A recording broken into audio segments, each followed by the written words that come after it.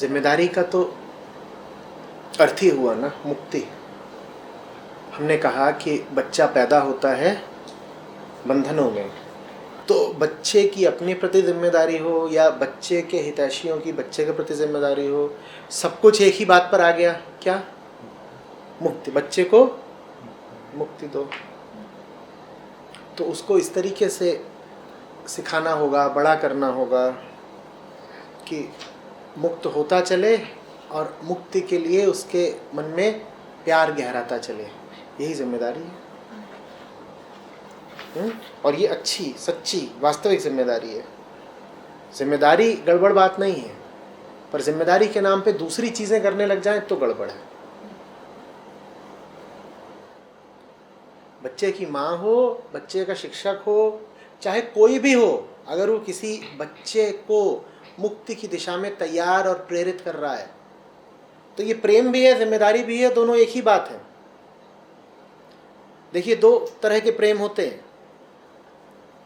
एक तो प्रेम उसकी तरफ, जिसको परम प्रेम कहते हैं, इश्क हकीकी। और दूसरे हमारे प्रेम के ताने बाने होते हैं जमीन पर, पृथ्वी पर, पार्थिव प्रेम। और पार्थिव प्रेम में इंसान का इंसान से, इंसान का जमीन से, इंसान का जानवरों से, नदियों से, इन सब से नाता होता है। इसको बोलते हैं इश्क मजाजी।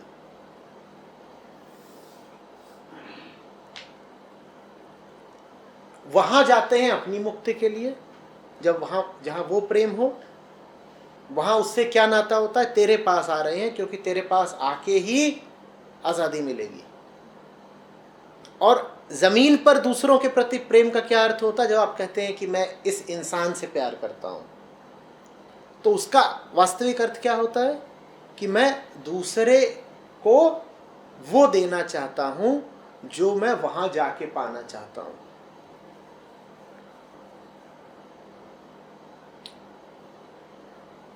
मां को बच्चे से प्रेम है। वो प्रेम सच्चा, शुद्ध तभी हो सकता है जब मां बच्चे को उसकी संगत देना चाहे।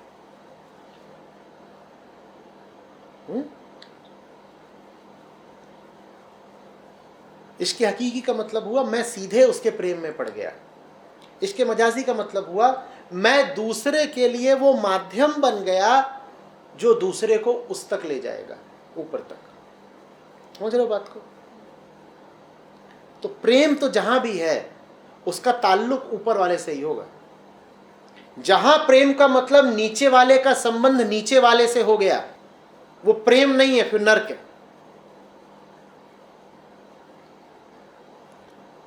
समझ रहे हो बात को? अगर प्रेम का मतलब ये हो गया कि मेरा और तुम्हारा नाता, तो ये नर्क हो गया। क्योंकि इसमें आप हो और आपका नातेदार है, परमात्मा नदारद है। जिस जगह से परमात्मा नदारद हो उसको क्या कहते हैं? नर्क, है ना? तो ये नर्क है। जिस संबंध में भगवत्ता ना हो उसी संबंध को कहते हैं नर्क।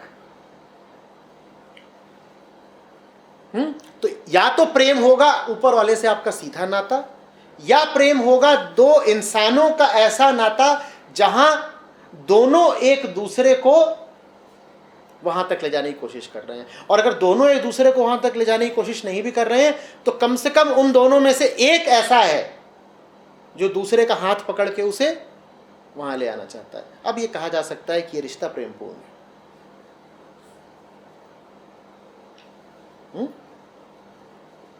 दूसरे को वहां तो तब ले जाएंगी जब आप पहले खुद तो जा, तुझे इश्क हो, हर्ष की खातिर तुझे इश्क हो। गीता हर्ष को वहां तक तभी तो ले जा पाएगी जब पहले गीता को उससे इश्क होगा। तो समझ रहे हो ना? इसके मजाजी के लिए भी क्या जरूरी है? इसके हकीकी। और इसके हकीकी के लिए क्या जरूरी है? इसके मजाजी। क्योंकि गीता नहीं होगी तो हर्ष को वहां कौन लेके जाएगा? इन दोनों का पार्थिव प्रेम जरूरी है, इन दोनों का लौकिक प्रेम बहुत जरूरी है। ताकि हर्ष को अलौकिक प्रेम हो सके। वो गुरु और शिष्य का रिश्ता होता है। गुरु और शिष्य का रिश्ता पार्थिव ही होता है, लौकिक ही होता है, क्योंकि एक जीव है, दूसरा भी तो जीव रूप में ही है ना। तो पार्थिव रिश्ता तभी अच्छा है जब वो दोनों को अपार्थिव के प्रेम में डाल सके। बात समझ रहे हो?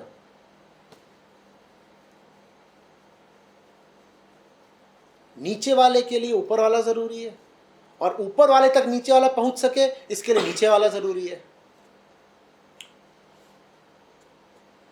नीचे वाला नहीं तो ऊपर वाले तक कैसे पहुंचेगा अगर उसे जमीन पे कोई नहीं मिला जो उसे राह दिखाए?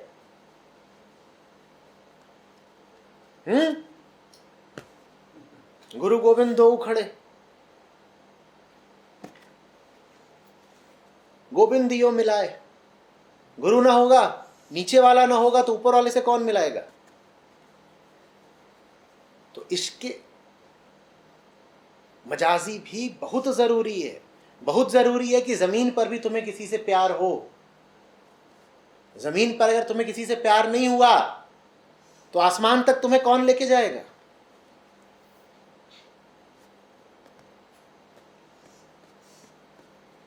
और अगर आसमान से तुम्हें प्यार नहीं हुआ तो जमीन वाले के तुम किस काम के? फिर फंस गई बात। घर में सभी बोलते हैं, मतलब मेरे पति या मेरी सिस्टर, कि मैं इसे डांटती नहीं हूँ ज़्यादा।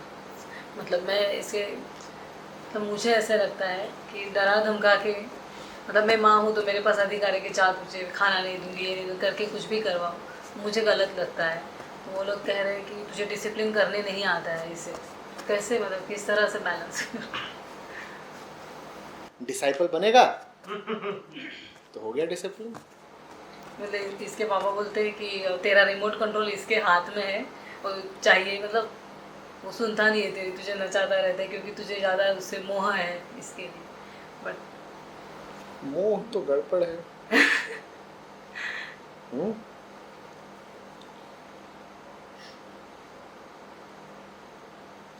एक सवाल पूछा करिए, उसके वास्तविक हित में क्या है, फिर वो बात अच्छी लगे तो अच्छी, बुरी लगे तो बुरी कर डालिए। बस ईमानदारी से अपने आप से पूछिए उसके लिए वाकई हितकर क्या होगा, और फिर जो कुछ भी लगे कर डालिए।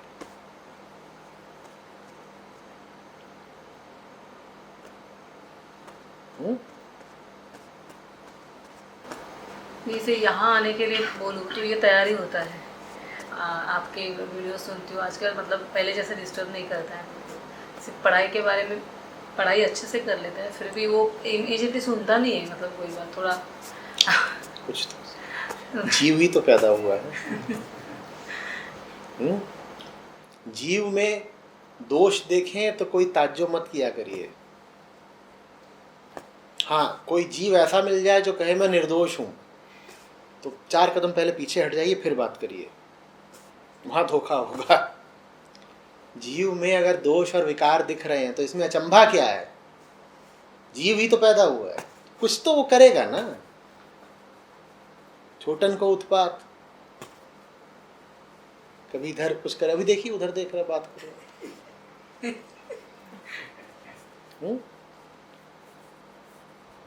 पृथ्वी पर ही तो आया है, यहाँ तो जो है उसी में खोट है, कुछ तो करेगा, ठीक है। आप अपने धर्म का लगातार ध्यान रखें। आपका धर्म ये देखना नहीं है कि आपका स्वार्थ कहाँ है, और माँ के स्वार्थ के बड़े तार जुड़े होते हैं संतानों से। आप उसके हित का ख्याल करिए। उसके लिए सर्वोत्तम क्या है ये जानने के लिए आपको लगातार उधर जुड़े रहना होगा। आप वहाँ जुड़ी रहिए, साफ नज़रों से उसको देखिए, उसकी मदद होगी। बाकी ये सब जो सामाजिक बातें होती हैं कि डिसिप्लिन और ये और वो, उनकी कोई बहुत, मैं ये भी नहीं कह रहा हूँ कि इनडिसिप्लिन रहे।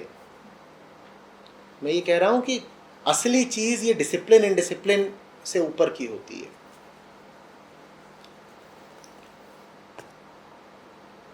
प्रेम में बड़े बड़े लोग अनुशासित हो जाते हैं अपने आप। उसको ये पता चल गया कि कौन सी चीज़ें पसंद करने लायक हैं, तो वो अपने आप अनुशासित ही चलेगा।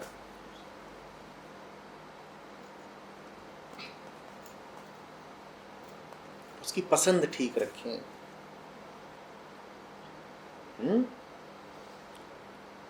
बहुत चीज़ों पर जल्दी यकीन आ जाता है, उन चीज़ों के बारे में उसको सवाल करना सिखाएं। अब वो इस उम्र में है जहाँ दुनिया उसे बहुत सारे पैगाम देगी लगातार, ये है, ऐसा है, वैसा है, बाजार से बहुत सारे संदेश आएंगे। उसमें एक क्षमता विकसित करें कि वो सवाल कर सके। इस उम्र में बहुत ज़रूरी है सवाल कर पाना, चुनौती दे पाना कि ये ऐसा क्यों है, और ये जो मुझे बात बताई जा रही है, क्या ये बात ठीक है? टीवी में जो ये आ रहा है, ये क्या बोल रहा है और ऐसा क्यों बोल रहा है? तो उसमें 10 पार करने के बाद थोड़ा विद्रोह उठे तो अच्छा है, क्योंकि वो विद्रोह नहीं उठेगा तो वो इन्हीं सब चीज़ों में सम्मिलित हो जाएगा। अगर वो इन चीज़ों के प्रति विद्रोह नहीं करेगा तो फिर वो इन्हीं का हिस्सा बन जाएगा। सवाल करे। अब जैसे फ़ोन मांगता है तो पूछे, खुद ही पूछे, सबके पास फ़ोन क्यों है, लोग फ़ोन पे करते क्या हैं, फ़ोन में ज़्यादातर समय कहाँ जाता है। उसके पास बहुत सारे प्रश्न होने चाहिए और आपके पास उत्तर होने चाहिए। अब जैसे फ़ोन की चाहत भी कोई आत्मिक चाहत तो है नहीं, ये भी उसे दुनिया ने ही सिखाया है। आसपास के लड़कों के फ़ोन आ गए होंगे, टीवी पर विज्ञापन आ रहे हैं फ़ोन के, ये सब चल रहा है, तो उसके भीतर ये बात हो कि सब फ़ोन लेके क्यों घूम रहे हैं, फ़ोन का वास्तविक उपयोग क्या है। उसके बाद आप फ़ोन भले दिला दो, मैं फ़ोन के लिए मना नहीं कर रहा, लेकिन मूलभूत जिज्ञासा ज़रूर।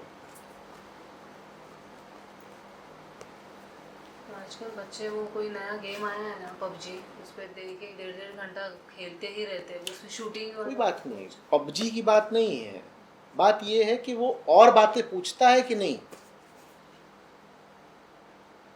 कोई गाड़ी पे क्यों चल रहा है, कोई साइकिल पे क्यों चल रहा है, ये सवाल ज़रूरी है वो पूछे। किसी के पास पैसा क्यों है, क्यों नहीं है, कोई हंस क्यों रहा है, कोई रो क्यों रहा है, वो सब बातें पूछे। बाकी तो देखिए, जिसके समय में जो खेल चलते हैं वही खेलेगा। आप सांप सीढ़ी खेलते थे, आपसे 400 साल पहले तो सांप सीढ़ी नहीं खेली जाती थी। अब वो जो भी खेलता है पबजी सब्जी, वो आज खेल रहा है। जीवन के मूलभूत प्रश्नों को लेकर के उसमें संवेदना होनी चाहिए। मीट की दुकान के सामने से निकले तो उसे पूछना चाहिए कि ये जानवर क्यों मरा।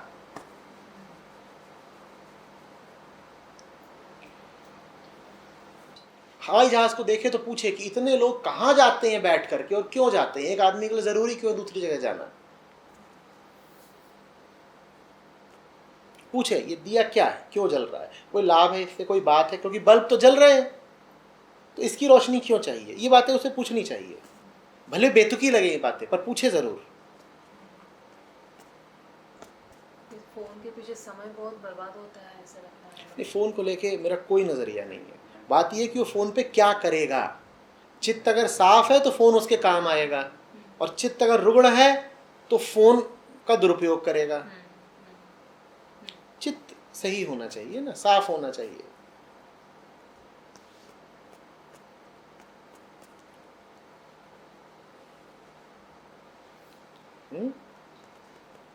छोटी छोटी बातों में हाँ जिज्ञासा हो, संवेदना हो, सहानुभूति हो दूसरों के प्रति, जिन्हें गुण कहा जाता है ना, सद्गुण, वो सद्गुण हो उसमें।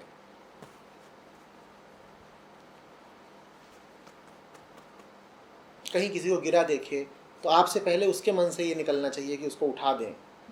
भिखारी को देखे तो उसके मन में ज़रा करुणा आनी चाहिए। ये बातें आवश्यक है। ये बातें ठीक है तो फिर फ़ोन दे दीजिए, कोई फ़र्क नहीं पड़ता।